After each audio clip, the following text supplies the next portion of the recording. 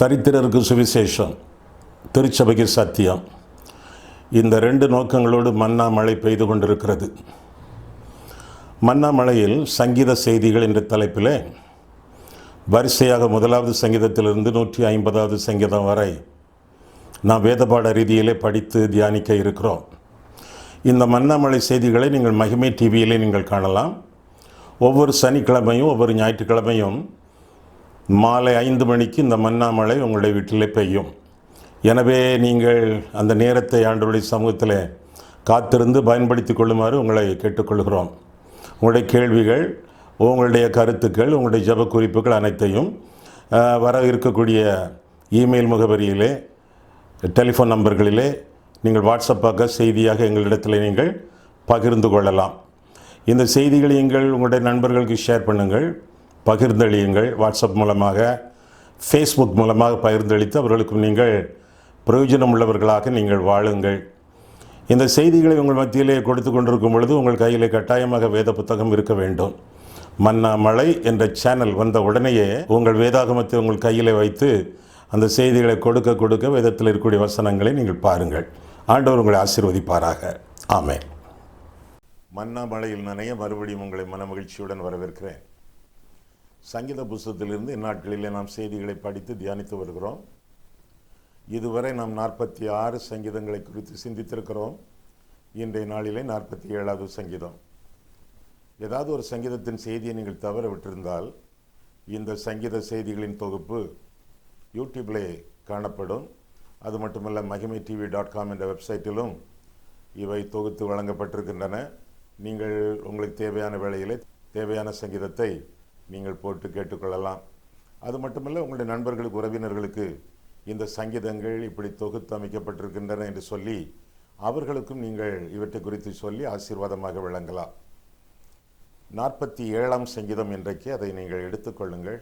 உங்கள் கையில் வேத புத்தகம் இல்லை என்றால் வேத புத்தகத்தை நீங்கள் எடுத்துக்கொள்ளுங்கள். அப்பொழுது நாம் வசனங்களை வாசிக்க வசன குறிப்பை சொல்ல உங்களுடைய வேதாகமத்தில் நீங்கள் அதை குறித்து பார்க்கலாம்.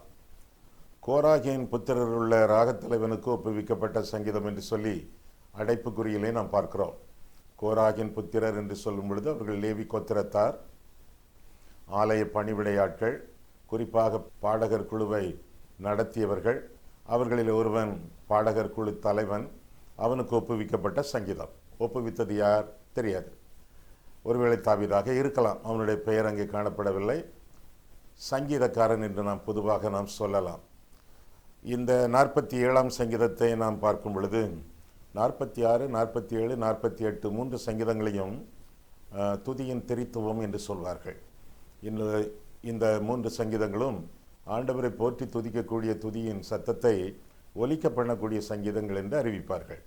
46ஆம் சங்கீதம் ஒரு துதியின் சங்கீதம், விடுதலையின் சங்கீதம் என்று அதை குறித்து அழைக்கலாம்.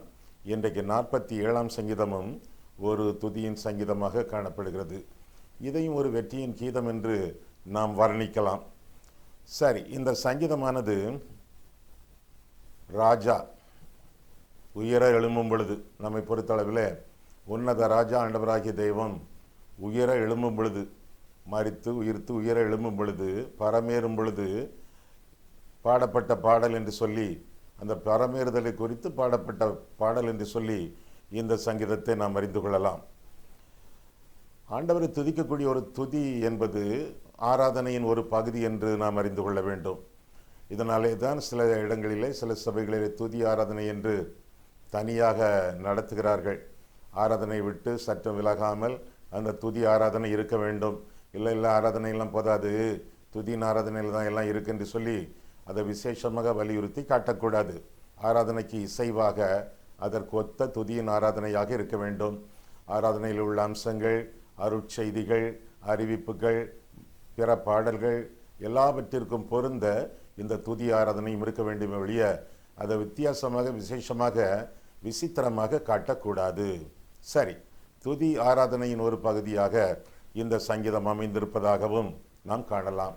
தேவன் நம்முடைய ராஜா, எனவே தேவனை நோக்கி நாம் துதித்து பாட வேண்டும் என்பதுதான் இந்த சங்கீதத்தின் அடிப்படை கருத்தாகும். குறிப்பாக செனகரிப் ராஜா அசீரிய ராஜாவினை வென்ற பொழுது, வென்றது யார்? எசேக்கியா ராஜாவின் காலத்திலே அப்பேற்பட்ட ராஜாவை முறியடித்த ஒரு சூழ்நிலையிலே பின்னணியாக எழுதப்பட்ட ஒரு பாடல் என்று சொல்லி இந்த பாடலை வரலாற்று குறிப்பிலிருந்து நாம் அறிந்து கொள்ளலாம். சரி, இந்த கர்த்தர் எப்படிப்பட்டவர், ராஜா எப்படிப்பட்டவர் என்பதை குறித்து 3 குறிப்புகளை இந்த சங்கீதம் நமக்கு அறிவிக்கிறது. குறிப்பாக முதல் 4 வசனத்தை பார்க்கும் பொழுது, உலகுக்கு வந்தவர், ஆண்டவராகிய தெய்வம், உன்னத ராஜா, உலகுக்கு வந்தவர் என்று சொல்லி முதல் 4 வசனங்களிலே நாம் காண்கிறோம். இந்த முதல் 4 வசனங்களை நான் வாசிக்கிறேன், உங்கள் வேதாகமத்தில் நீங்கள் பாருங்கள். சகல ஜனங்களே கைகொட்டி தேவனுக்கு முன்பாக கம்பீர சத்தமாய் ஆர்ப்பரியுங்கள். உன்னதமானவராகிய கர்த்தர் பயங்கரமானவரும் பூமியின் மீதெங்கும் மகத்துவமான ராஜாவுமாய் இருக்கிறார். ஜனங்களை நமக்கு வசப்படுத்தி ஜாதிகளை நம்முடைய பாதங்களுக்கு கீழ்ப்படுத்துவார். தமக்கு பிரியமான யாக்கோபின் சிறப்பான தேசத்தை நமக்கு சுதந்திரமாக தெரிந்தளிப்பார். சேலா என்று சொல்லி போட்டிருக்கிறது. சேலா என்று சொன்ன உடனே நிறுத்த வேண்டும் என்பது அடிப்படை உண்மையாகும். சேலா என்ற சொல்லின் அர்த்தம் என்ன? சேலா என்ற சொல்லை பல சங்கீதங்களிலே நாம் பார்த்து வருகிறோமே. சேலா என்ற வார்த்தையின் அர்த்தம் என்ன? சில சங்கீதங்களிலே நான் உங்களுக்கு அதை குறித்து நான் சொல்லியிருக்கிறேன். அந்த சங்கீத செய்திகளிலே சொல்லிய காரியங்களை புதிதாக கேட்டுக்கொண்டிருக்கிறவர்களுக்கு நான் சொல்ல விரும்புகிறேன். சேலா என்றால் பல அர்த்தங்கள். நிறுத்தி சிந்தித்து தியானிக்கவும் என்பது அதனுடைய சரியான பொருள். சேலா வந்த உடனே தொடர்ந்து கடகடகடவென்று வாசிக்காமல், சிந்திக்காமல், ஏற்கனவே சொல்லப்பட்ட வசனங்கள், இந்த பகுதியில் முதல் 4 வசனங்கள், அவற்றை நிறுத்தி சிந்தித்து தியானித்து ஒழுங்காக படித்து அதில் சொல்லப்பட்ட வார்த்தைகளை கருத்தாக தியானிக்க வேண்டும் என்பதுதான் சேலா என்பதின் கருத்து. சில இடங்களிலே, சில சபைகளிலே சேலா என்று வரும்பொழுது உடனே கைகளை உயர்த்தி விடுவார்கள். கைகளை உயர்த்தி ஆண்டவரை ஆராதிப்பார்கள், ஆர்ப்பரிப்பார்கள். இன்னும் சில இடங்களிலே வாத்திய கருவிகளை உயர்த்தியோ அல்லது தாழ்த்தியோ வாசிப்பார்கள். சேலா என்ற சொல் வந்த உடனே, சில இடங்களிலே சேலா என்ற சொல் வந்த உடனே எக்காலங்களை ரொம்ப சத்தமாக உயர்த்தி எழுப்புவார்கள். சில இடங்களிலே சேலா என்ற வார்த்தை வந்தவுடனே அமைதியாக இருப்பார்கள். அமைதியாக இருந்து அந்த வசனங்களை ஆழமாக யோசித்து சிந்திப்பார்கள். சேலா என்ற சொல்லின் அர்த்தம் என்றென்றைக்கும் என்பதாகும். என்றென்றைக்கும் நம்முடைய இருதயத்திலே ஆண்டவரை தியானிக்க வேண்டும் என்பதுதான் இந்த சேலா என்ற சொல்லின் அடிப்படை பொருளாகும். சரி, ஆண்டவரை துதிக்க வேண்டும். காரணம், ஆண்டவர் உன்னதத்தின் ராஜா, உலகுக்கு வந்தவர் என்ற கருத்தை இந்த முதல் 4 வசனங்களிலே நாம் பார்க்கிறோம். எப்படி துதிக்க வேண்டுமாம்? சகல ஜனங்களே கை கொட்டி. சிலருக்கு கை கொட்டி கைத்தட்டி துதிக்க வரும், சிலருக்கு வராது. சிலருக்கு ரொம்ப பலவீனமான நபர்கள், சிலருக்கு கைகளே இல்லை. கைகட்டி துதியுங்கள் என்று சொன்னால் சந்தோஷமாக ஆர்ப்பரித்து துதியுங்கள் என்பது பொருளாகும். சிலர் சொல்வாங்களே, ஆண்டவர் சொல்லி இருக்கிறார், வேதத்தில் நாம் பார்க்கிறோம், கைத்தாளங்களோடு துதிக்க வேண்டும் என்றெல்லாம் வேதத்தில் காண்கிறோம். எனவே கையை தட்டி துதிப்பது தான், கையை கொட்டி துதிப்பது தான் உண்மையான துதி என்று சொல்வார்களே. ஆமாம், அவர்கள் சொல்லக்கூடிய வசனம் எங்கே இருக்கிறது? 150ஆம் சங்கீதத்திலே பார்க்கும் பொழுது, 150ஆம் சங்கீதத்திலே நாம் காணும் பொழுது 4ஆம் வசனத்தில் பார்க்கிறோம், தம்பரோடும் நடனத்தோடும் அவரை துதியுங்கள், யாழோடும் தீங்குழலோடும் அவரை துதியுங்கள் என்று சொல்லிவிட்டு ஓசையுள்ள கைத்தாளங்களோடும் அவரை துதியுங்கள், பேரோசையுள்ள கைத்தாளங்களோடும் அவரை துதியுங்கள் என்று சொல்லப்பட்டிருக்கிறது. எனவே இந்த வசனத்தை பிடித்துக்கொண்டு ஓசையுள்ள பேரோசையுள்ள கைத்தாளங்களோடு கர்த்தரை துதிக்க வேண்டும் என்று அவர்கள் கற்றுக் கொடுக்கிறார்கள். இங்க கைத்தாளம் என்பது கையை கொட்டுவதல்ல, கைத்தாளம் என்பது கையை தட்டுவதும் அல்ல.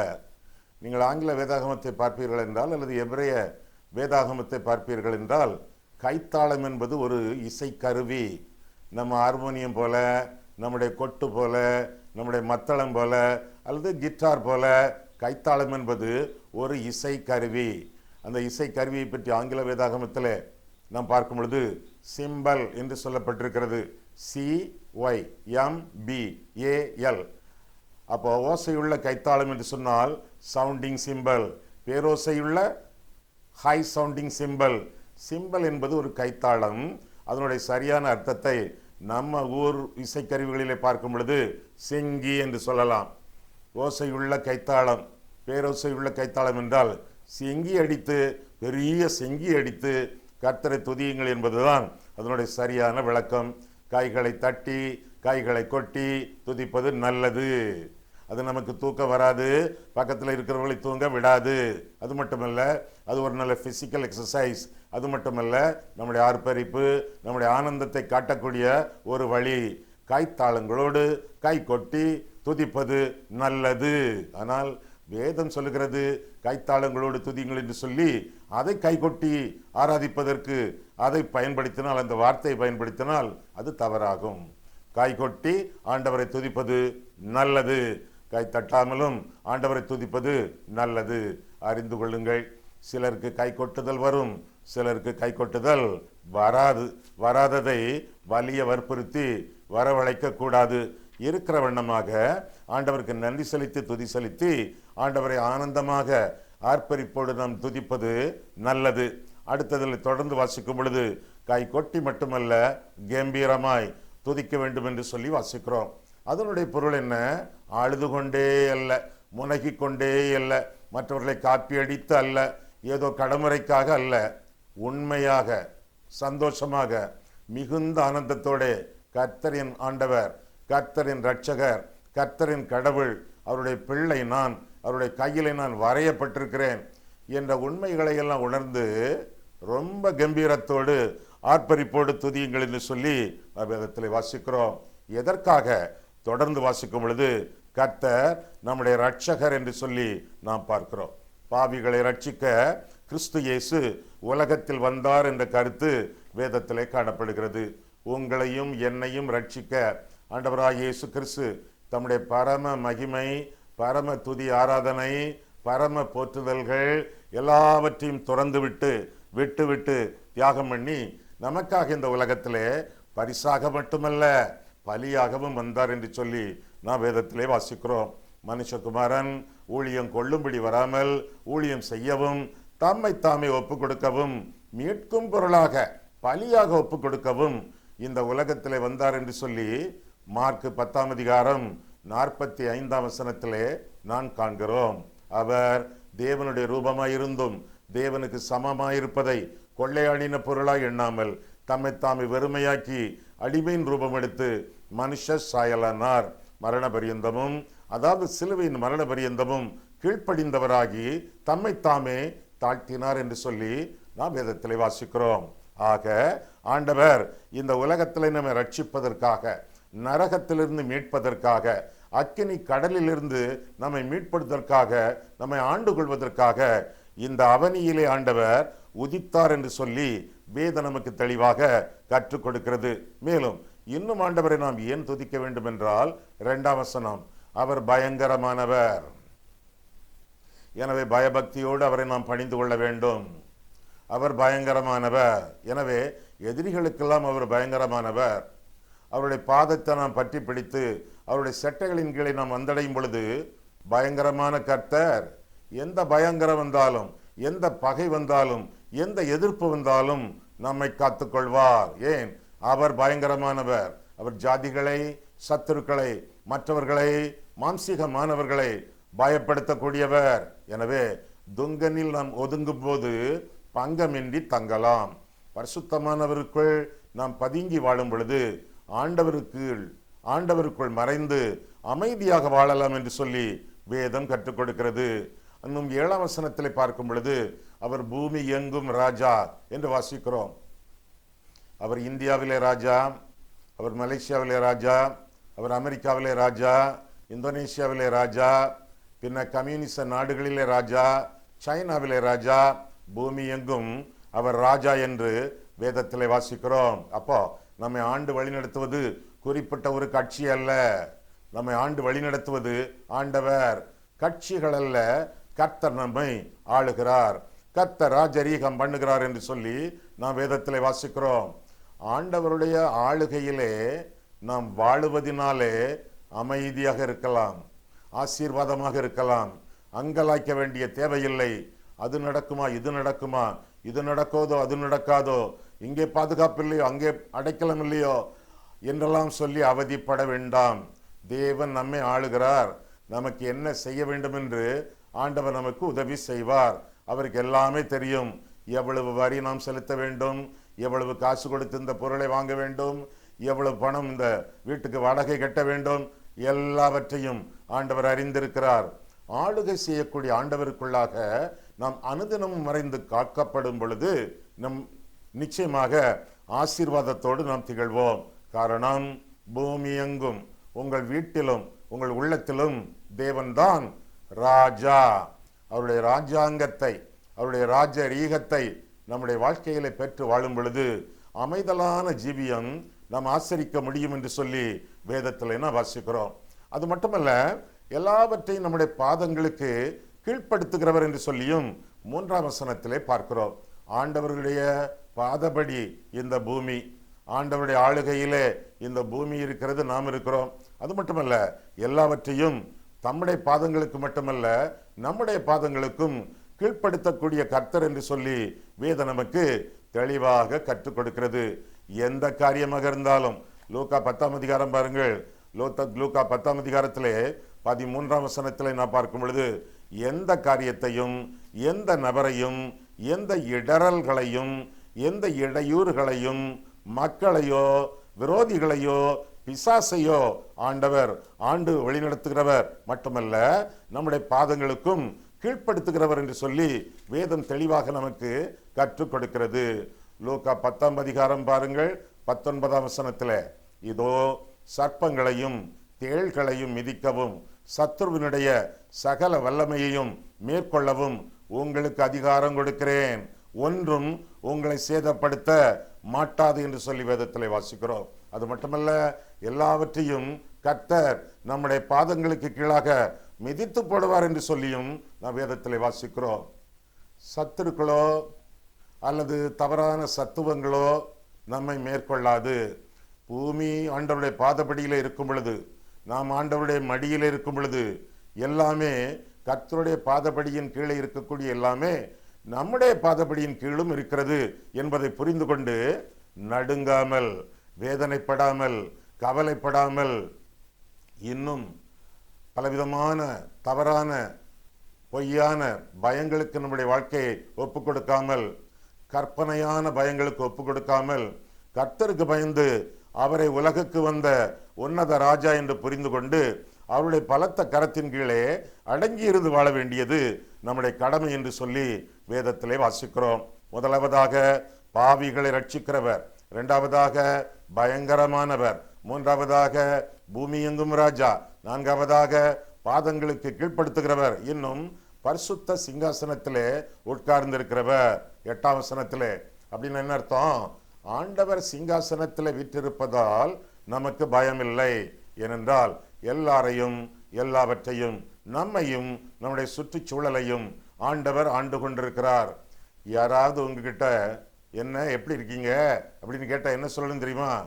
கர்த்தர் சிங்காசனத்தில் இருக்கும் வரைக்கும் எனக்கு கவலை ஒன்றும் இல்லை, நிம்மதியாக சமாதானமாக சந்தோஷத்தோடு வாழ்கிறேன் என்று சொல்லி அறிவிக்க வேண்டும். அது மட்டுமல்ல, 4ஆம் வசனத்தில் நான் பார்க்கும் பொழுது பிரியமான சுதந்திரத்தையும் கர்த்தர் நமக்கு அருளியிருக்கிறார். ஆண்டவருடைய பிள்ளைகளாக நாம் வாழும் பொழுது ஆண்டவருடைய சுதந்திரம் நமக்கு சொந்தம் என்று சொல்லி நாம் வேதத்தில் வாசிக்கிறோம். ஆமா, ஆண்டவருடைய பிள்ளைகளாக இந்த உலகத்தில் வாழ்ந்து கொண்டிருக்கிறீர்களா? ஆண்டவருடைய பிள்ளைகள் என்று யார் சொல்ல முடியும்? அற்புதங்கள் அடையாளங்களை பெற்றுக்கொள்வதல்ல, அதை ஆண்டவர் எல்லாருக்கும் செய்கிறார். ஜெபித்து பலன்களை பெற்றுக்கொள்வதல்ல, ஆண்டவர் யார் ஜெபத்துக்கும் பலன் கொடுக்கிறார். பிசாசு ஜெபித்தாலே ஆண்டவர் பலன் கொடுக்கிறாரே. இந்த பன்றிகளுக்குள்ளே எங்களை அனுப்பும், பிசாசுகள் சொல்லின, ஆண்டவர் அப்படியே செய்தார். பிசாசுகளின் வேண்டுதலுக்கும் கர்த்தர் பலன் கொடுக்கிறார், நம்முடைய வேண்டுதல்களுக்கும் ஆண்டவர் பலன் கொடுக்கிறார். அப்படியானால் பிள்ளைகள் யார்? புத்திர சுவீகாரத்தோடு கர்த்தருடைய சமூகத்திலே வாழ்கிறவர்கள் யார்? ஆசீர்வதிக்கப்படுவதனாலே நாம் ஆண்டவருடைய பிள்ளைகள் அல்லர். அப்ப யாரு? யோவான் 1ஆம் அதிகாரம் 12, 13 வசனங்களை நாம் பார்க்கும் பொழுது, அவருடைய நாமத்தின் மேல், இயேசுவின் நாமத்தின் மேல், அவருடைய நாமத்தின் மேல் விசுவாசம் உள்ளவர்களாய் அவரை ஏற்றுக்கொண்டவர்கள் எத்தனை பேர்களோ அத்தனை பேர்களும் தேவனுடைய பிள்ளைகளாகும்படி அவர்களுக்கு அதிகாரம் கொடுத்தார். அவர்கள் இரத்தத்தினாலாவது மாம்ச சித்தத்தினாலாவது புருஷனுடைய சித்தத்தினாலாவது பிறவாமல் தேவனால் பிறந்தவர்கள். யார் தேவனால் பிறந்தவர்கள்? யார் தேவனுடைய பிள்ளைகள்? இயேசுவை விசுவாசித்து ஏற்றுக்கொள்ளக்கூடியவர்கள். விசுவாசிக்கிறது மட்டுமல்ல, ஏற்றுக்கொள்ளுதல். அவரை இரட்சகராக ஆண்டவராக ஏற்றுக்கொள்கிறவர்கள் தேவனுடைய பிள்ளைகள். அவர்களுக்கு கர்த்தர் சுதந்திரம் கொடுக்கிறார் என்று சொல்லி ரோமர் 8ஆம் அதிகாரம் 14 முதல் 17 வசனங்களிலே நாம் பார்க்கிறோம். எவர்களெல்லாம் தேவனுடைய ஆவியினாலே நடத்தப்படுகிறார்களோ அவர்கள் தேவனுடைய பிள்ளைகள். நாம் பிள்ளைகளானால் சுதந்திரருமாமே, தேவனுடைய சுதந்திரரும் கிறிஸ்துவுக்கு உடன் சுதந்திரருமாமே என்று சொல்லி ரோமர் 8:14 முதல் 17 வரை நாம் பார்க்கிறோம். நாம் ஆண்டவரை இரட்சகராக ஏற்றுக்கொள்ளும் பொழுது தேவ ஆவியானவர் நம்முடைய ஆவியுடனே கூட சாட்சி கொடுக்கிறார். என்ன சாட்சி? இவர்கள் கர்த்தருடைய பிள்ளைகள். அதனாலே ஆண்டவருடைய சுதந்திரம் நமக்கு சொந்தம். இதெல்லாம் உலகுக்கு வந்த ஆண்டவர், உன்னத ராஜா நமக்கு அருளி செய்யக்கூடிய ஆசீர்வாதங்கள் ஆகும். இரண்டாவதாக ஆண்டவராகிய ராஜாவை குறித்து பார்க்கும் பொழுது உயர எழுந்தவர். முதலாவதாக உலகுக்கு வந்தவர், இரண்டாவதாக உயர எழுந்தவர். எங்கே வாசிக்கிறோம்? 5ஆம் வசனத்திலே தேவன் ஆர்ப்பரிப்போடும் கர்த்தர் எக்கால சத்தத்தோடும் உயர எழுந்தருளினார் என்று சொல்லி நான் வேதத்திலே வாசிக்கிறோம். உயர எழுந்தவர், உலகத்துக்கு வந்தவர், தன்னுடைய உலக பிரகாரமான எல்லா பணிகளையும் முடித்தவர், முடித்துவிட்டு உயர எழுந்தவர், பரமேறியவர். ஆண்டவராய் இயேசு கிறிஸ்து இந்த உலகத்தில் பிறந்து நமக்காக பல பாடங்களை கற்றுக் கொடுத்து சிலுவையில் நமக்காக மரித்து அடக்கம் பண்ணப்பட்டு பின்னர் 3ஆம் நாள் உயிரோடு எழும்பி உலகத்திற்கு தம்மை உயிரோடு இருக்கிறவராக காண்பித்து உயர எழும்பினார். ஆண்டவர் உயர எழும்பினதினாலே, பறந்து சென்று பரமண்டலம் போய் சேர்ந்ததினாலே என்னென்ன ஆண்டவர் செய்கிறார்? பரலோகத்தில் ஆண்டவர் ஊழியம் செய்கிறாரா? ஆண்டவராய் இயேசு கிறிஸ்து பூமியில ஊழியம் செய்தார். பரலோகத்திலே ஆண்டவர் நமக்காக ஏதாவது ஊழியம் செய்கிறாரா? ஏராளம். பரலோகத்திலே கர்த்தர் ஆண்டவராய் இயேசு கிறிஸ்து நமக்காக செய்யக்கூடிய ஊழியங்கள் என்னவென்றால், முதலாவதாக பரிந்துரைக்கிறார்.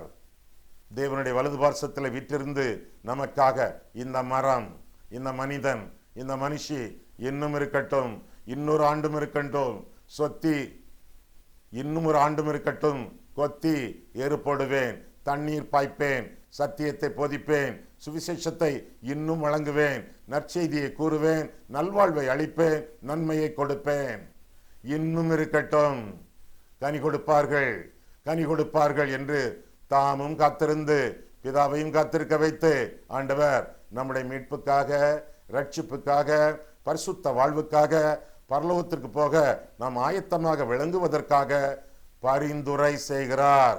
இது பரமண்டலத்திலே கர்த்தர் நமக்கு செய்யக்கூடிய ஊழியமாகும். இரண்டாவதாக பரலோகத்திலே நமக்காக ஒரு வாசஸ்தலத்தை ஆண்டவர் ஆயத்தம் பண்ணி கொண்டிருக்கிறார். ஒருவேளை குடிசையிலே வாழ்கிறீர்களோ, சின்ன ஓட்டு வீட்டிலே வாழ்கிறீர்களோ, தங்குவதற்கு இடமில்லாமல் நீங்கள் ஏதோ ஒரு இடத்திலே தத்தளித்து ஜீவித்துக் கொண்டிருக்கிறீர்களோ, அங்கும் இங்கும் வீடு மாற்றி கொண்டிருக்கிறீர்களோ, நிலைவரமான நித்தியமான ஒரு இடத்தை, வாசஸ்தலத்தை பரலோக ராஜ்யத்திலே ஆண்டவர் நமக்கு ஆயத்தம் பண்ணி கொண்டிருக்கிறார். இது ஆண்டவர் நமக்கு செய்யக்கூடிய இன்னொரு ஊழியம். மூன்றாவதாக ஆண்டவர் பரிசுத்த ஆவியானவரை அனுப்புகிறார். நான் போனால் அவரை அனுப்புவேன் என்று சொல்லிய ஆண்டவர் பரிசுத்த ஆவியானவரை அனுப்பினார். ஆவியானவர் திருச்சபைகளிலே உலகத்திலே அசைவாடி கொண்டிருக்கிறார். பரிசுத்த ஆவியானவர் நமக்குள்ளே வாசம் பண்ண, நம்மை ஆட்சி செய்ய ஆண்டவர் ஆவன செய்திருக்கிறார். அது மட்டுமல்ல, பிரார்த்தனை செய்கிறார். நமக்கு கூட சில சமயங்களிலே ஜெபிக்க முடியவில்லை, ஜெபிக்க ஆசை, ஆனால் நாவு அசைய முடியவில்லை, நாவால் அசைக்க முடியவில்லை, வாய் திறக்க முடியவில்லை, ஏக்கம், பெருமூச்சு தான் வருகிறது, ரொம்ப சுமை, தாங்க முடியாத பாரம், இதெல்லாம் வரும் பொழுது பரிசுத்த ஆவியானவர், ரோமர் 8:26, ஆவியானவருடைய ஜெபம், வாக்கு கடங்காத பெருமூச்சுகளோடு கர்த்தருடைய ஆவியானவர் நமக்காக விண்ணப்பம் பண்ணுகிறார். அது மட்டுமல்ல, இயேசுவானவர் ரோமர் 8:34 தேவனுடைய வலது பார்சத்தில் உட்கார்ந்து நமக்காக வேண்டுதல் பண்ணுகிறார். பரமேறிய தெய்வம் நமக்காக இதையெல்லாம் செய்கிறார். அது மட்டுமல்ல, ஒரு நாளிலே பூமியை நியாயம் தீர்க்க வருவார் என்று சொல்லியும் வேதத்திலே வாசிக்கிறோம்.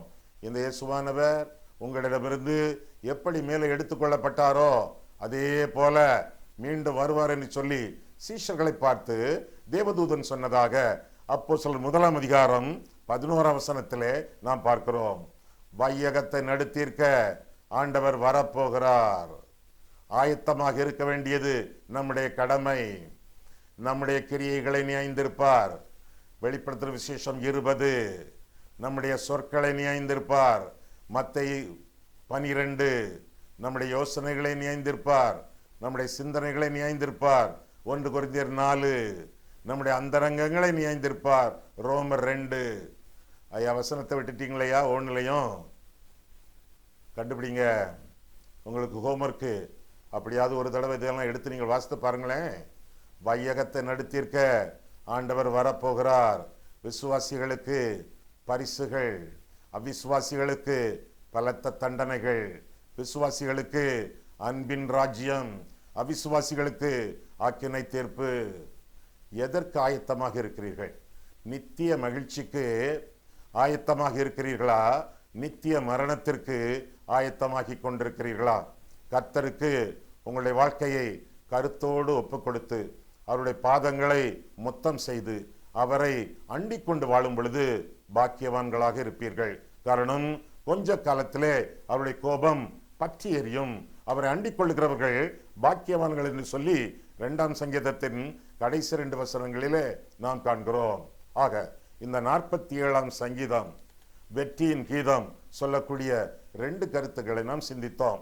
முதலாவதாக உலகுக்கு வந்தவர், இரண்டாவதாக உயர எழுந்தவர், மூன்றாவதாக உட்கார்ந்திருக்கிறவர். கர்த்தர் உட்கார்ந்திருக்கிறார். ஓடி ஆடி வேலை செய்தவர், அங்கும் இங்கும் சுற்றி திரிந்தவர், பணி செய்தவர், கடைசியிலே சிலுவையிலே மரித்தவர், இப்பொழுது தேவனுடைய ராஜ்யத்திலே பரலோகத்திலே தேவனுடைய வலது பார்சத்திலே வீற்றிருக்கிறார், உட்கார்ந்திருக்கிறார். பணி நிறைவு.